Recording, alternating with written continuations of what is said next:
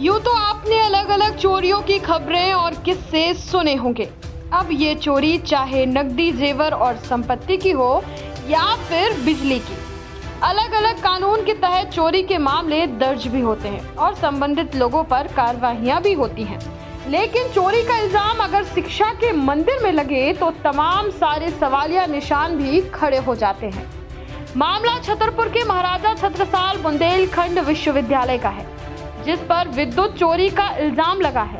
विद्युत विभाग मामला दर्ज कर लगभग 3 लाख की रिकवरी करने की बात भी कर रहा है।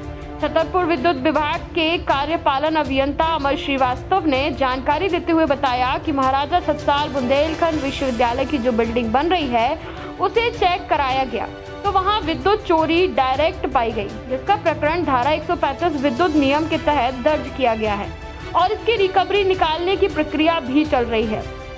लगभग 3 लाख की रिकवरी निकलने की उम्मीद है।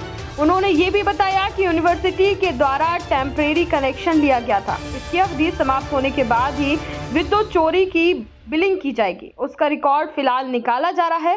कार्यपालन अभियंता ने बताया कि महाराजा छत्रसाल बुंदेलखंड विश्वविद्यालय का केस बनाया गया है। वहीं उन्होंने कहा कि यदि अन्य भी किसी शासकीय बिल्डिंग में जो विद्युत चोरी पाई जाएगी तो उनके विरुद्ध भी धारा 135 विद्युत अधिनियम व अन्य धाराओं के तहत विधि संगत कार्रवाई की जाएगी। ये प्रकरण आप लोगों के द्वारा संज्ञान में लाया गया था। तो जो महाराजा कॉलेज में यूनिवर्सिटी बिल्डिंग बन रही है उसमें चेक कराया गया तो वहाँ विद्युत चोरी डायरेक्ट पाई गई, जिसका प्रकरण धारा 135 में दर्ज किया गया और उसका प्रकरण बनाया गया है और उसकी रिकवरी निकालने की प्रक्रिया अभी चल रही है, जिसमें लगभग एक अनुमानित 3 लाख के आसपास रिकवरी निकलने का आशा है। सर, चोरी का मुकदमा किन धाराओं पर? चोरी का मुकदमा धारा 135 में बनाया गया है, क्योंकि उनके द्वारा कनेक्शन लिया गया था, टेम्परेरी कनेक्शन, और उस डेट के हिसाब से हम लोग एक अनुमानित लागत, अनुमानित अवधि निकाल कर फिर उनकी रिकवरी निकाली। इस मामले में किस FIT बनाया गया, कितने महीने तक चोरी होती रही?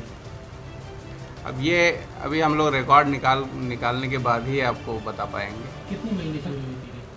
अब ये टेम्परेरी, जब उनका टेम्परेरी का कनेक्शन, उनकी अवधि समाप्त हुई होगी, उसके बाद की जो है विद्युत चोरी की बिलिंग की जाएगी। किस पर मामला?